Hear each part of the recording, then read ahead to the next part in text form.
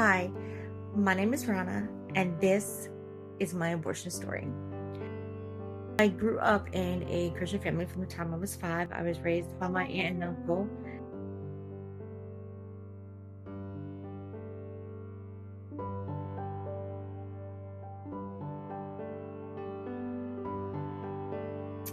I got married for the third time in April of 2018, but before that marriage happened, we got pregnant. When I told the guy I was with that I was pregnant, he punched a hole in our bedroom wall and told me it was supposed to be my head.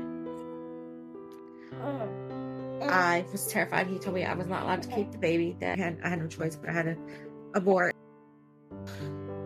After a while, he convinced me that there was no other option, that the only option was abortion, because if I did not get an abortion, it would destroy our marriage. So I made the appointment for May 25th. We get up there around 9 o'clock, got the paperwork, paid the $500, and as I'm sitting in the waiting room, I'm like, do I really want to do this? I mean, after paying and everything, I still was questioning whether I should really do this, if I should really put a marriage over an unborn child that didn't ask for this. I went through with the abortion because I knew that it would be hell for me if I didn't. I knew that it would cause a lot of contention between me and my new husband if I didn't. I remember thinking, did I really just do what I think I just did? Did I really go through with this? Did I really kill an innocent child? I acted like everything was okay. I acted like I was okay. I acted like there was nothing wrong with me, that it was just a normal procedure. I was told not to tell anybody about the abortion, that if anybody asked what had happened, I had to tell them that it was something I did with my ovaries, because I do have polycystic ovary syndrome, which does cause infertility issues and pain sometimes. A couple months later, I realized I was in a really, really, really bad depression, and I told myself, I need to get help. And at this time, I was attending an amazing church, and they offered free counseling, and I went to the church and asked them for help.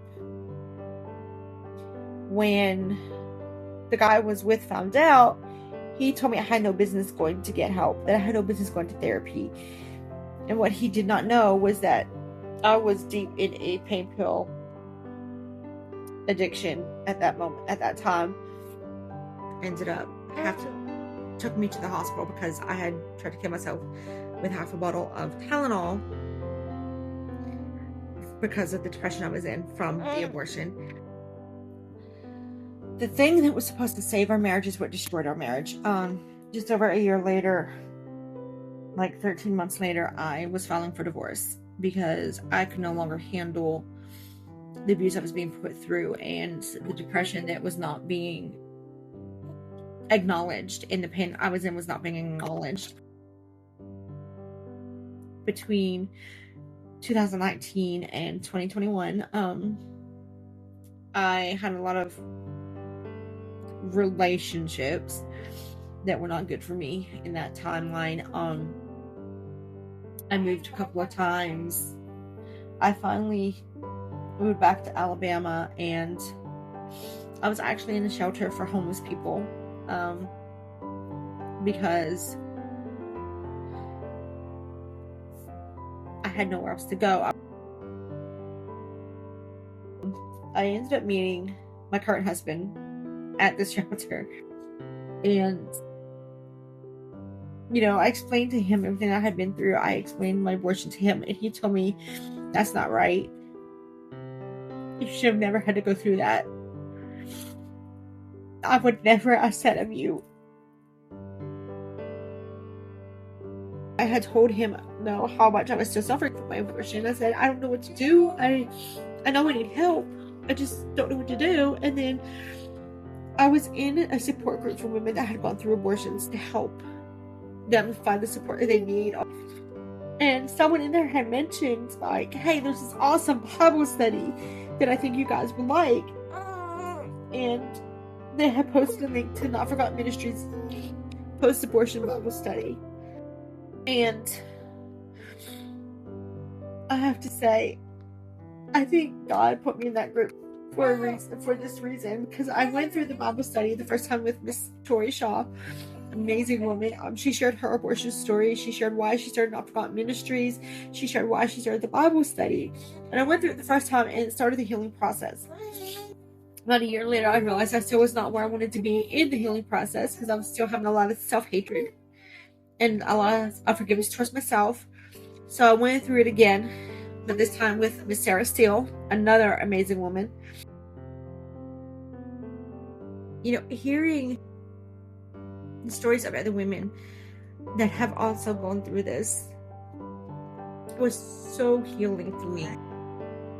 I finally forgave myself. I finally told myself, you know, it's okay that you still miss Zion. It's okay that you still hurt from this. It's normal to hurt from a loss. It's normal to hurt. But you are not that abortion. You are not that decision.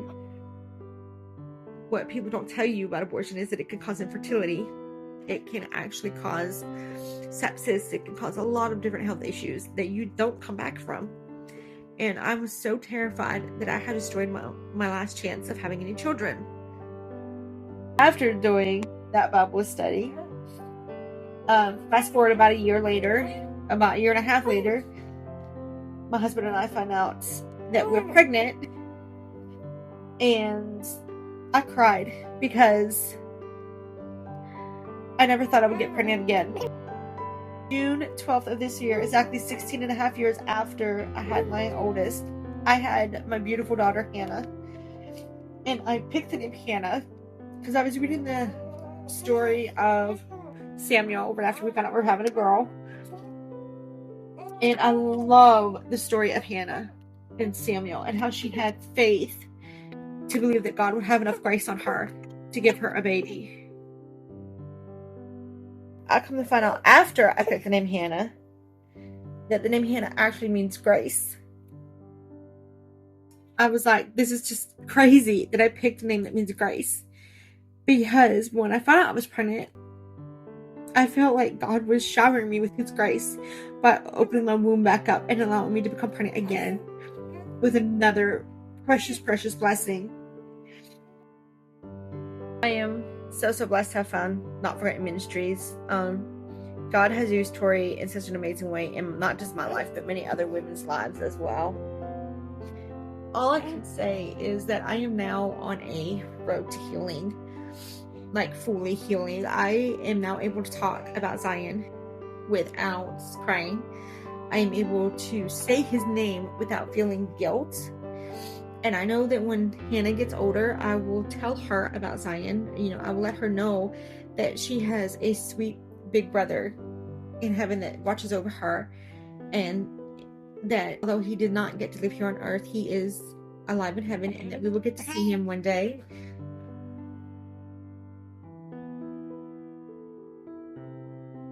If you have gone through this and have not found healing yet and don't know where to start, Not Forgotten Ministries is like the perfect spot to start. God has used them in an amazing, amazing way.